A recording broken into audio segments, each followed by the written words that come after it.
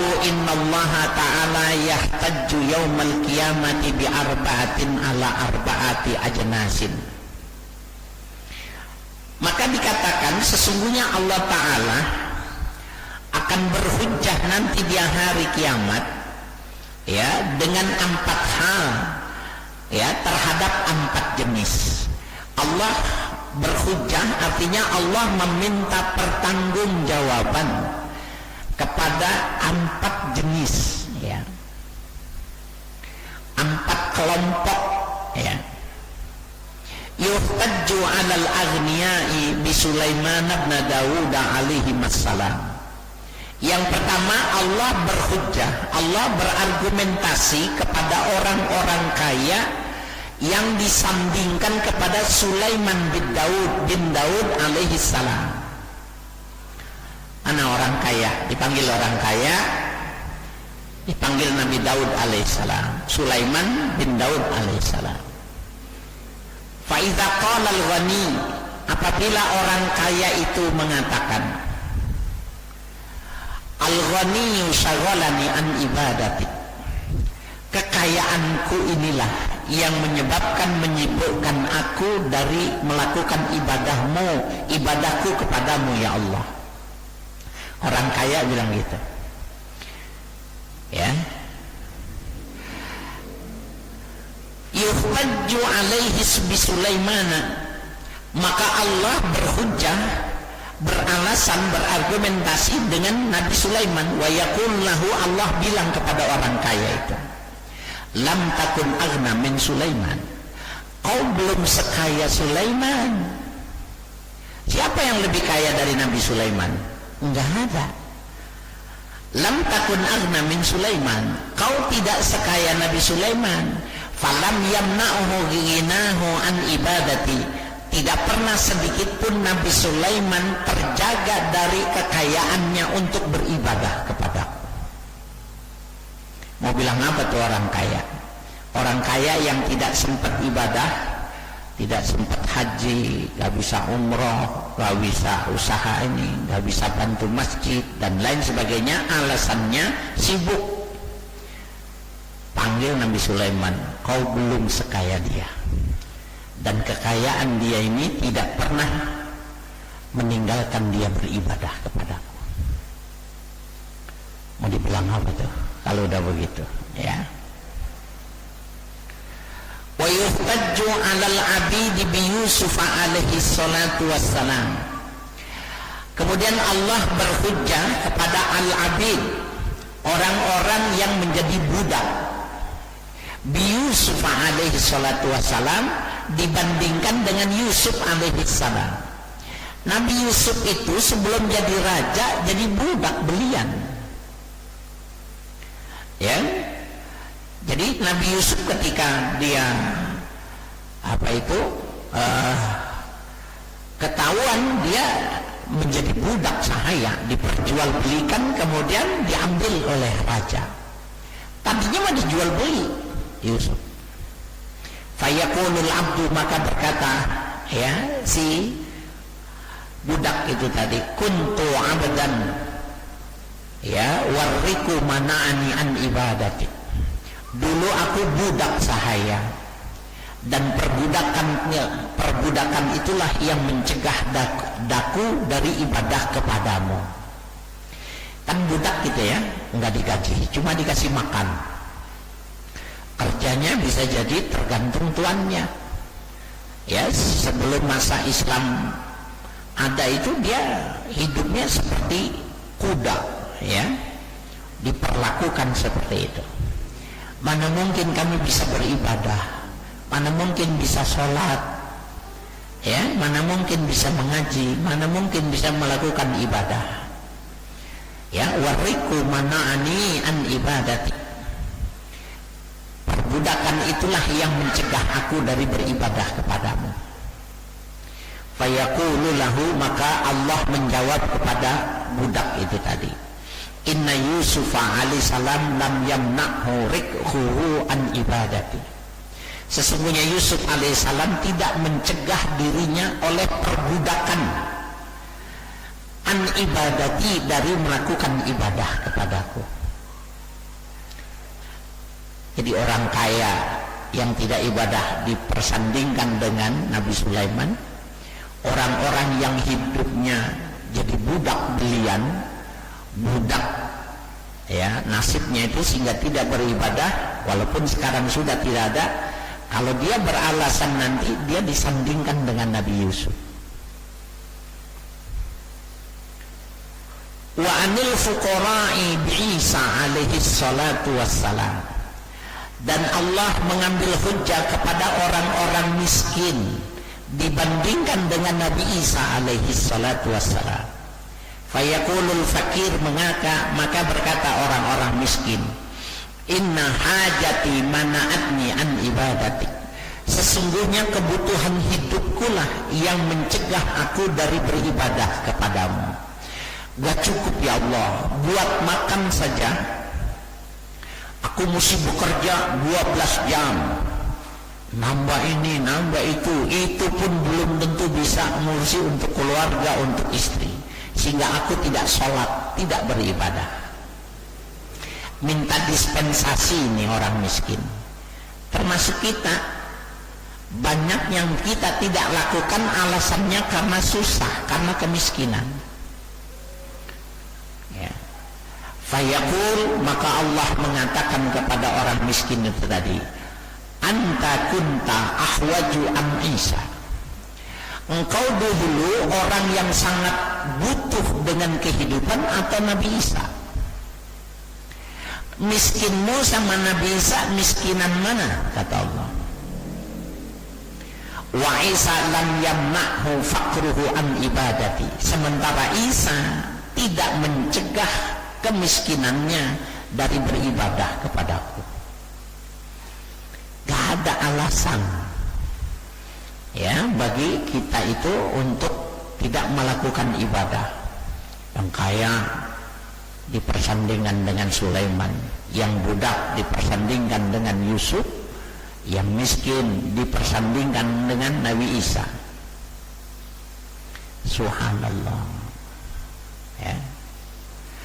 Wa alal maradi bi Ayyub alaihi salatu wassalam.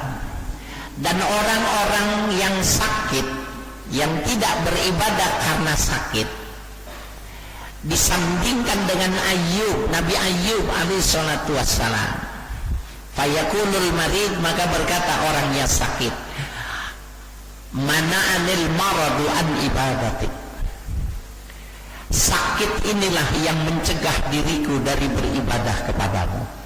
Biasanya orang kalau sakit begitu, sakit seminggu tidak ibadah seminggu, dan dia beralasan Allah juga tahu, Allah juga paham, Allah juga memberi rukhsah ya.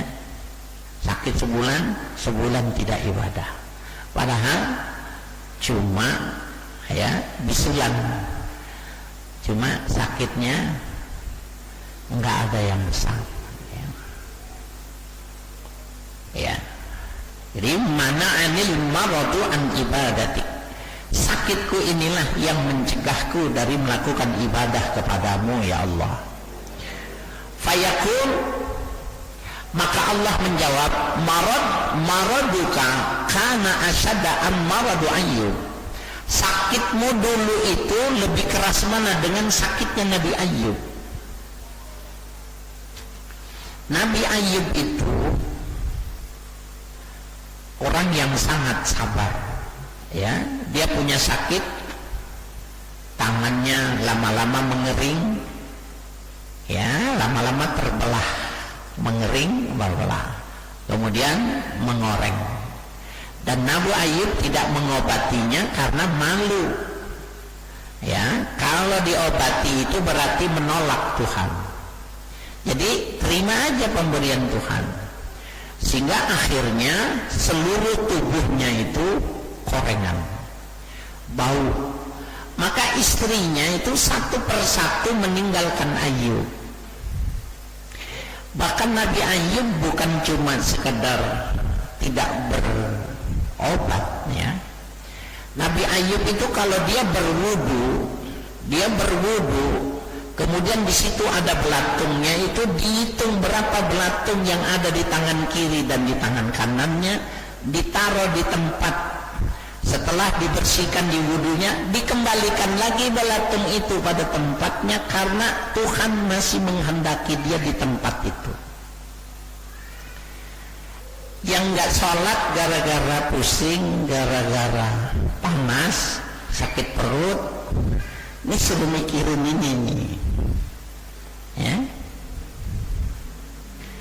Beratan mana sakitmu dengan sakitnya Ayub? Nabi Ayub ditinggal oleh istrinya, tidak sedikit pun kecewa. Istrinya meninggalkan, tidak pernah kecewa. Ada satu yang bertahan. Wahai Ayub, kenapa kau tidak meminta kepada Allah? Bukankah engkau seorang nabi dan rasul yang bila ketika meminta maka akan diijabah permintaanmu? Maka Nabi Ayub musyawarah, berapa umurku sekarang? Sekian tahun. Sudah berapa lama aku berumah tangga dengan kamu? Sekian. Sudah berapa lama aku sakit? Ternyata sakitnya belum selama umurnya. Maka Nabi Ayub tidak mau berdoa minta sembuh dari lantaran sehatnya masih lebih banyak dari sakitnya. Nggak mau minta sembuh, malu, ya. Jadi Allah tanya, maradtuka kana asyadda am maradu Ayyub. Sakitmu dulu itu lebih keras mana dengan Ayub alaihissalam? Falam yamna'hu maraduhu ala ibadati. Tidak pernah sekalipun sakitnya Ayub itu mencegah dari beribadah kepadaku. Tetap beribadah. Fala yakunu li ahadin indallahi uzrun yaumal qiyamah. Maka tidak seorang pun di sisi Allah nanti mendapatkan ampunan, mendapatkan pemaaf, ya, di hari kiamat itu. Alasannya nggak ada yang bisa diterima, gitu. Apa? Kalau ada orang nggak ibadah, alasannya apa? Kebangetan kaya kalah, kebangetan miskin kalah, sakit karena tidak normal kalah. Apa, cari alasannya apa? Status sosial kalah dengan yang budak. Ini menarik ini untuk kita pikirkan. Nggak ada alasan bagi kita untuk meninggalkan ibadah. Jadi fala yakunu li ahadin indallahi uzrun yaumal qiyamah. Tidak ada bagi seorang pun di sisi Allah itu ada, ya, maaf, ada ampunan ketika hari kiamat. Wa kana salihuna rahimahumullahu ta'ala yafrahuna bil maradi wasyiddati. Sementara orang-orang soleh rahimahumullahu ta'ala yafrahuna bil maradi, mereka itu berbahagia ketika sakit. Wasyiddati, kehidupan teramat sulit. Syiddah itu bisa jadi sakit yang berlebihan. Syiddah bisa jadi terlalu miskin. Syiddah terlalu dianiayanya, sangat urusan yang berat, itu namanya syiddah. Orang-orang soleh senang, berbahagia kalau dia mendapatkan musibah. Nah, pertanyaannya, kenapa kita nggak senang? Berarti ada kesalahannya nih. Di mana letak kesalahannya? Kenapa orang-orang soleh dikasih sakit senang, dikasih musibah senang? Kita sakit buru-buru berobat, kalau terkena sesuatu yang berat buru-buru minta pertolongan supaya terhindar. Corona, bagaimana supaya tidak kena busa dan lain sebagainya. Orang-orang kaya, orang-orang soleh justru dia senang, dia bangga kalau mendapatkan musibah. Ada apa nih? Salahnya di mana nih? Salahnya di mana ini? Jangan-jangan salah Nabi mengucapkannya karena Nabi kurang paham terhadap kehidupan orang kaya dan miskin. Bukan begitu. Tidak mungkin salah Nabi, karena wa may yantiqu 'anil hawa in huwa illa wahyu yuha. Muhammad, kata Allah, Allahumma shalli wa sallim alaihi, tidak pernah mengatakan sesuatu karena keinginannya. In huwa illa wahyu yuha, kecuali ada wahyu lebih dahulu datang kepadanya baru ngomong. Kalau begitu kitanya yang bermasalah. Kita yang bermasalah mensikapi tentang sakit dan syiddah itu. Dalam hadis dikatakan idza aradallahu khairan li'abdi ibtalahu. Allah apabila menginginkan sebuah kebaikan kepada seseorang, maka Allah beri musibah. Nah, ini susah enggak? Apabila Allah senang sama kita, cirinya kita dikasih musibah. Itu Allah senang. Kita mau enggak dikasih musibah? Ogah, nggak mau, berarti kita tidak suka disayang oleh Allah. Itu kesalahannya. Jadi salah dalam memahami antara susah dan nikmat. Salah. Sehingga ada sebuah hadis, ya, laisa, ya, bimo dapat laisa bimu'min, ya, mustaqmilil iman ma lam ya'addal balaya rahmatan warraha'a musibatan. Ini menarik nih, ya. Tidaklah sempurna iman seseorang. Jadi bukan tidak beriman, imannya nggak sempurna. Ma lam ya'addal balaya rahmatan. Kalau orang itu tidak mampu matanya melihat pada musibah itu sebenarnya kasih sayang Tuhan. Warroho'a musibatan, kalau dia tidak mampu melihat kebahagiaan, kekayaan, keluasan di dalam bermegah-megah, di situ ada musibah. Kita kan terbalik. Kita terbalik. Nah, Nabi kasih tahu, kalau yang sempurna itu di dalam plus ada minus, di minus itu ada plus. Itu sempurna tuh orang imannya. Sampai-sampai Nabi mengajarkan apa sih kenikmatan duniawi? Kenikmatan duniawi itu ketika dia senggama dengan istrinya. Itu yang dianggap maksimal dari sebuah kenikmatan. Itu kan enak, itu kan maksimal. Di situ ada musibah. Apa musibahnya? Anaknya bisa jadi musibah. Kalau begitu berdoa. Kenikmatan itu bisa membawa musibah. Lalu bagaimana supaya tidak kena musibahnya punya anak? Baca bismillah. Cuma baca bismillah doang. Bismillahirrahmanirrahim. Lebih bagus lagi, Allahumma jannibna syaitan wa jannibi syaitana ma razaqtana. Ya. Jadi di dalam kenikmatan itu ada musibah. Jadi harus menghindar. Tetapi di dalam musibah itu ada karunia. Kenapa? Tuhan senang. Jadi seakan-akan gini, kalau dipegang kepala kita sama Tuhan, itu berarti Tuhan sayang, tapi kita pilihannya dua, hidupnya melarat atau sakitnya keras. Mau nggak dipegang sama Tuhan kepala kita? Ya, jadi ini menarik, ya, menarik. Cara pandangnya yang kita belum punya. Jadi kita sudah beriman kepada Allah, sudah. Kita sudah beribadah kepada Allah, sudah. Tapi cara pandang kita belum ketemu, frekuensinya belum sama. Allah memandang sesuatu dengan kita memandang sesuatu.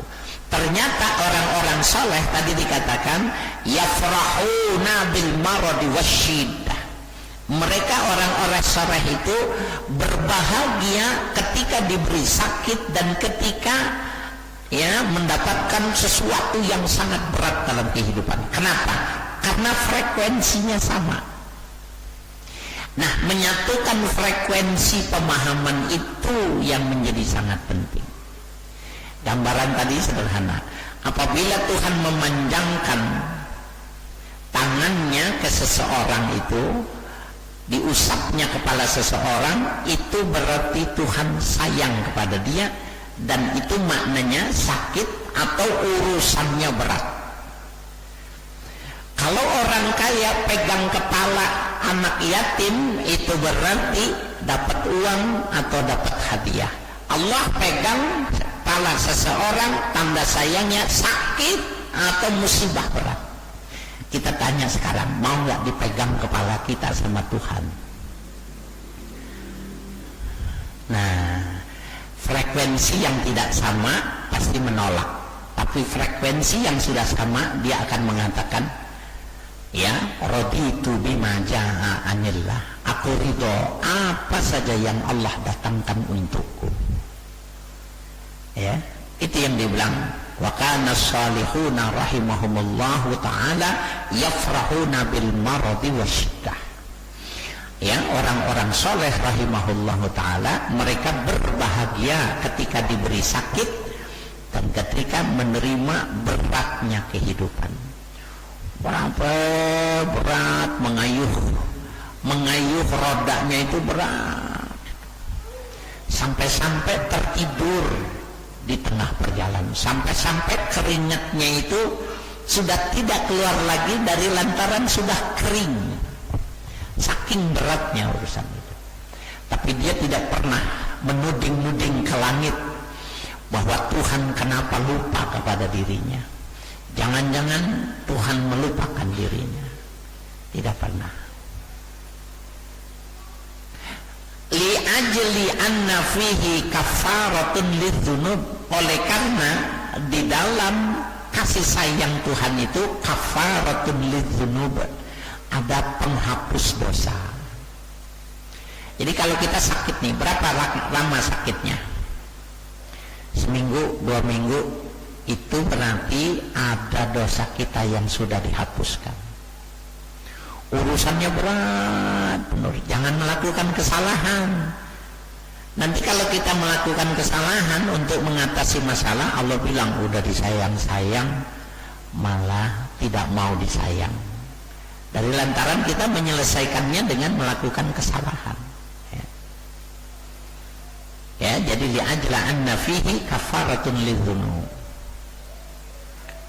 Wa dzukira an Abi Darda radhiyallahu taala anhu annahu qala, disebutkan perkataan ini dari Abu Darda, ya, sahabat Nabi radhiyallahu taala anhu. Ia bercerita, annasu yakrahuna al-faqra wa ana uhibbu, manusia umumnya membenci kemiskinan, aku mencintai kemiskinan itu. Ini sahabat Nabi nih, nular. Jadi ketika dia lihat Nabi hidupnya semacam itu, kehidupannya semacam itu, polanya semacam itu, perkataan dia nyeleneh kalau buat orang sekarang. Ini perkataan ini kalau buat orang sekarang nggak cocok. Tinggalan zaman, pola pikir yang sudah tidak sesuai lagi. Kalau orang Islam miskin semua, dunia dikuasai oleh mereka, maka akan terjadi lagi perbudakan dan orang-orang miskin jadi budak mereka semua. Kita tidak bisa menerima pola pemikiran yang sudah tidak sesuai lagi dengan kondisi sekarang. Itu rasionalisme dari sebuah pemikiran akan begitu mengatakan. Tapi Abu Darda mengatakan tidak seperti itu. Ya, annasu yakrahuna al-faqra wa ana uhibbu. Manusia umumnya tidak menyukai kemiskinan, aku cinta kepada kemiskinan. Wa yakrahuna al-mauta wa ana uhibbu. Seluruh manusia itu tidak suka dengan kematian, aku cinta dengan kematian. Jangankan nanti, kalau sekarang disuruh mati, sekarang aku mati. Hebat.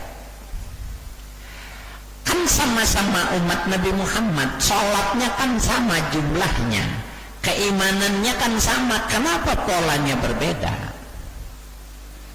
Ya, subhanallah. Wa yakrahuna as-saqama, manusia umumnya tidak menyukai sakit. Wa ana uhibbus saqam, dan aku menyintai sakit. Takfiran li khotoyaya, karena menjadi penghapus segala dosa-dosa saya. Ini apa boleh dibalik? Kalau kita sakit berarti dosa kita udah kebanyakan. Bisa jadi.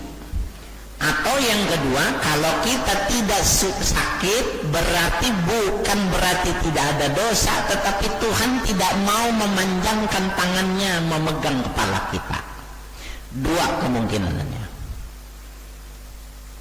Karena kita tidak berdosa, atau Tuhan yang tidak mau memegang kepala kita. Na'udzubillah. Wa uhibbul faqra, aku menyintai fakir, tawadu'an li rabbi, ya, karena tawadu kepada Tuhanku. Wa uhibbul mauta istiyaqan ila rabbi, dan aku menyintai kematian itu istiyaqan ila rabbi, dari lantaran aku rindu kepada Tuhanku. Subhanallah. Ya.